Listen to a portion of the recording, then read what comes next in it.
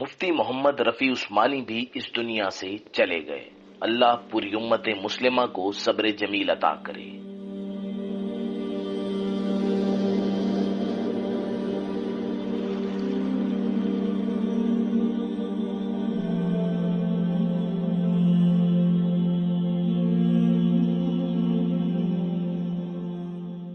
ان کے جانے کا دن عالم اسلام کے لیے رنج کا دن ہے۔ مفتی اعظم پاکستان کی نماز جنازہ ان کے چھوٹے بھائی مفتی تقی عثمانی نے پڑھائی۔ نماز جنازہ میں ہزاروں طلبہ اور دارالعلوم کے اساتذہ اور ملک کی سیاسی شخصیات نے شرکت کی۔ مفتی رفیع عثمانی رحمۃ اللہ علیہ کو دارالعلوم کراچی میں ہی سپرد خاک کر دیا گیا۔ مفتی اعظم پاکستان دارالعلوم کراچی کے رئیس اور مسلم دنیا کے مشہور عالم دین مفتی محمد رفیع عثمانی کا انتقال 88 برس کی عمر میں ہوا۔ وہ 21 جولائی 1936 کو متحدہ ہندوستان میں یو پی کے شہر دیوبند کے معروف دینی گھرانے میں پیدا ہوئے۔ ان کا نام مولانا اشرف علی تھانوی نے رکھا تھا۔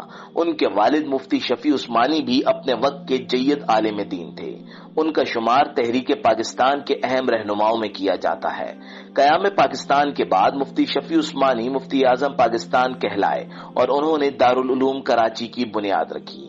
اس طرح یہ کہا جائے تو غلط نہ ہوگا کہ پاکستان کے قیام اور یہاں دینی تعلیم کے فروغ میں اس گھرانے کا اہم کردار ہے اور ان کی خدمات ہمیشہ یاد رکھی جائیں گی۔ مرحوم مفتی رفیع عثمانی مفتی شفیع عثمانی کے بڑے صاحبزادے اور مفتی تقی عثمانی کے بڑے بھائی تھے۔ مفتی رفیع عثمانی 30 سے زائد کتابوں کے مصنف تھے۔ آپ مفسر قرآن تھے۔ مرحوم مولانا رفیع عثمانی نے ساری زندگی دارالعلوم کراچی کے احاطے میں اپنے والد کی راہ پر چلتے ہوئے قرآن و سنت کی تعلیم دیتے گزاری۔ آپ کے دادا مولانا محمد یاسین بھی دارالعلوم دیوبند کے استاد تھے۔